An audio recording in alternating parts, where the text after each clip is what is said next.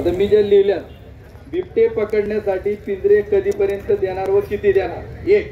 Number 2, पिंजऱ्यातील पकडलेला बिबट्या कुठे सोडणार? बरोबर. नंबर 3, एकदा पिंजऱ्यात पकडलेला बिबट्या पुन्हा पिंजऱ्यात येतो का? 4, बिबट्याच्या नसबंदीचा निर्णय कधी घेणार? बरोबर. नंबर 5, पंतप्रधान गुजरातमध्ये चित्त्यासाठी निवारा केंद्र दक्षिण आफ्रिकेमधून आणलेल्यांसाठी उभारतात, मग महाराष्ट्रामध्ये कधी निवारा केंद्र उभारणार? बरोबर. खासदार साहेब देखील आलेले आहेत. त्यानंतर पुढचा विषय, फॉरेस्ट जमिनीला गावागावात कंपाऊंड मारून बिबटे बंद करणे. बरोबर. त्याच्यानंतर 7, खाद्य म्हणून भाकाड जनावरे, ऐका जरा 2 मिनिट. खाद्य म्हणून भाकाड जनावरे मोठ्या प्रमाणात उपलब्ध आहेत. जर्सी गोरे देखील उपलब्ध आहेत.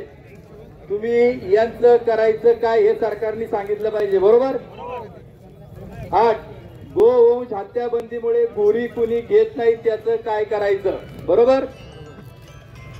9, आडसाली ऊसाचं क्षेत्र मोठ्या प्रमाणामध्ये या परिसरामध्ये आहे, त्यामुळे इकडून तिकडून ऊस आणण्याच्या भानगडीत न पडता पहिलं प्राधान्य इथल्या भागातील आडसाली ऊसाचं क्षेत्र कमी करणं, ते तोडणं, हा एक विषय याच्यात घेतलेला आहे. बरोबर. 10, बिबट्यांना दिसत्या क्षणी गोळ्या घालण्याचे आदेश द्या.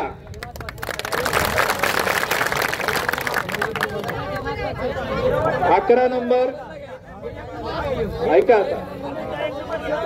ना आता.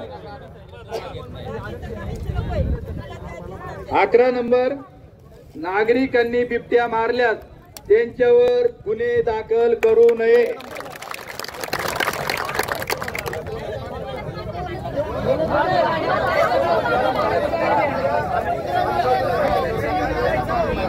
ठीक आहे.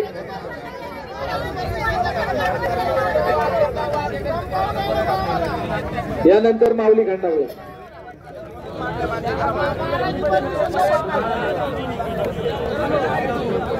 उपस्थित बंधूंनो आणि भगिनींनो, जुन्नर, आंबेगाव, खेड, शिरूर तालुक्यातील सर्व बिबट्यामुळे त्रस्त झालेल्या आमच्या